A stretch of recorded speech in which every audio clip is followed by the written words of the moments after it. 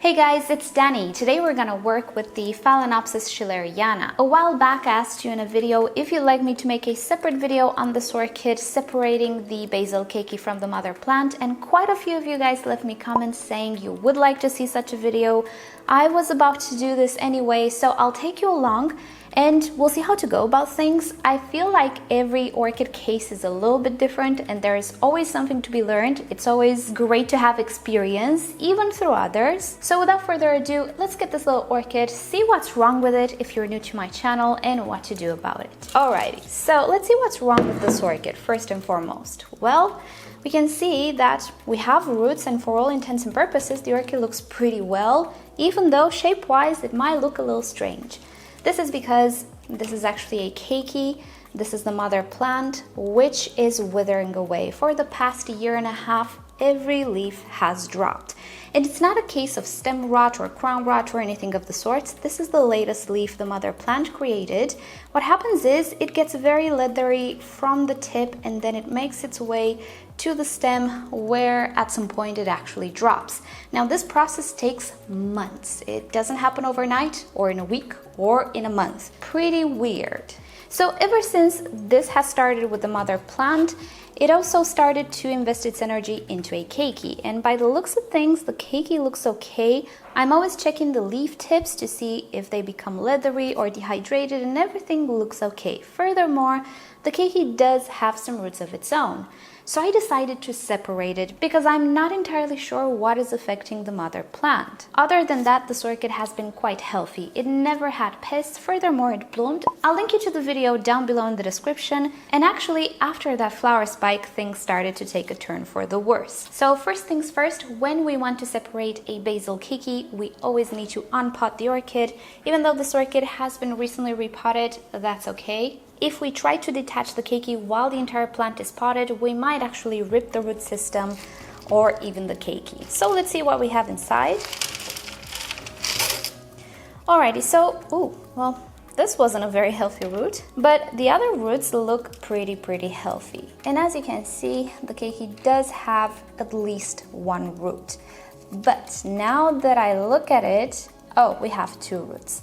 Now that I look at it, I think the mother plant has more roots than the keiki. So let's just take a closer look and assess the situation. Now, it's important to have roots on the keiki because without roots, the keiki would not survive. It would still depend on its mother plant, so we cannot really separate it.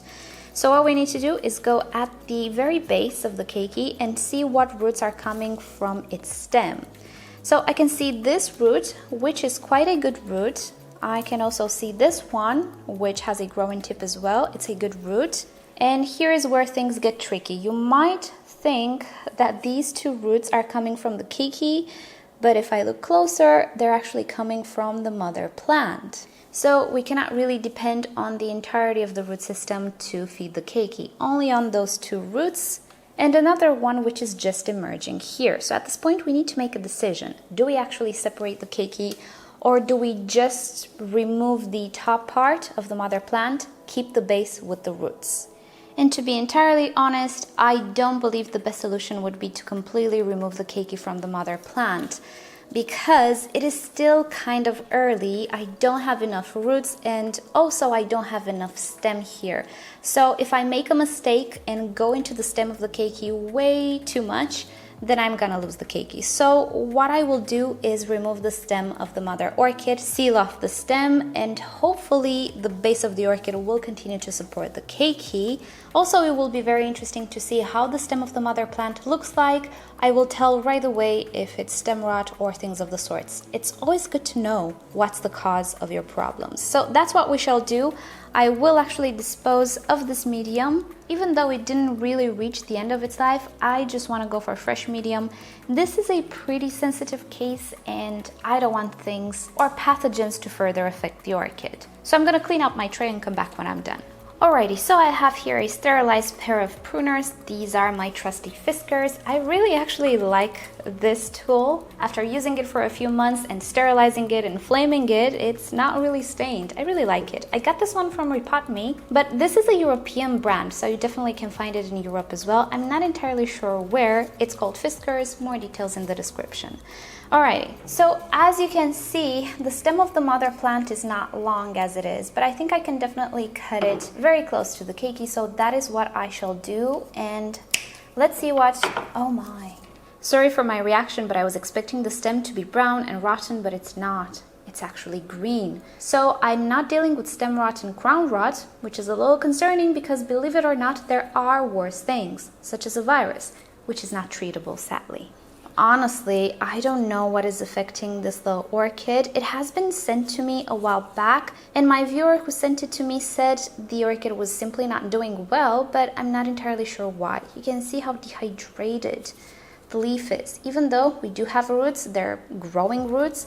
The keiki looks okay, it has stiff leaves, and the stem of the mother plant is not affected. I don't see any browning. This orchid naturally has a darker color, but you can see it's good tissue apparently. So a little concerning, but what to do? Let's hope for the best now. The next thing that I will do is spray some hydrogen peroxide on the stem. And then, as per usual, tap it off with some ground cinnamon. And before potting this orchid, I do see a few roots here and there which are not alive anymore. So I'm going to remove those, but there weren't many. The orchid actually looks good. It really baffles me what could affect it. And as you can see now, the orchid actually looks like it's one. You cannot tell that there ever was a mother plant here. Now, in this case, removal of the keiki wasn't easy, and trying to pry it apart from the mother stem was pretty much impossible. I'm pretty sure I would have damaged it. But there are cases in which removal is a lot easier. I did film such a case. Check the video down below. Although it was a long time ago, the quality of the video is not so good. I will link you to the video down below, but I do intend to refilm it when I have an easy case. In that case, in between the mother plant and the keiki, there was a little bit of a stem, which I could cut, and removal of the keiki was super fast and easy. It was not the case with this orchid. So it really depends on the orchid and on the case. There is no one good way for everything. Orchids are just different in between them. They're not like TVs, all made with the same components. So we do need to adapt a little bit to the orchid we're working with. Right, so I'm going to use the exact same pot this orchid came in. I washed it, and I will be using once again organic media and my usual combination of sphagnum moss and bark. I always start with a layer of sphagnum moss at the bottom, because if water just pools in the dish, the sphagnum moss will make sure that it will get absorbed and it will not sit there and just degrade the bark. I'm also making sure that the roots which were not potted remain outside of the pot. When they grew, they adapted to a much drier environment, so if I would put them in the pot with high humidity, there is a chance they will just not make it, they will yellow and pretty much dry off. Sometimes it doesn't happen, but I really don't want to take any risks, particularly because this is a species, and I have to say it's quite a bit more finicky than my typical complex hybrids. And of course, all of the roots which were inside of the pot are going back in the pot.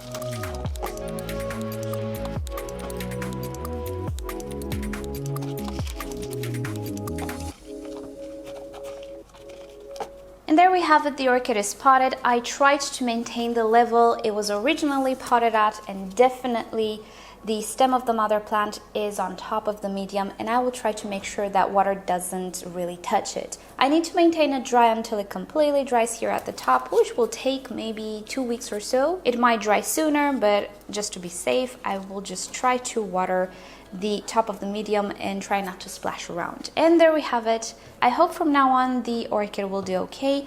I also googled this issue and I cannot really find much information from other people's experience. If you guys know anything, or you can link me to an article or even a forum discussion, do so down below in the comment section, and I'll make sure to check the spam folder, because it's really elusive and quite concerning, to be honest. I think I would have been so much more relieved if I found a rotten stem, because at least I would know what caused the problem. But since I don't know, I don't like the feeling.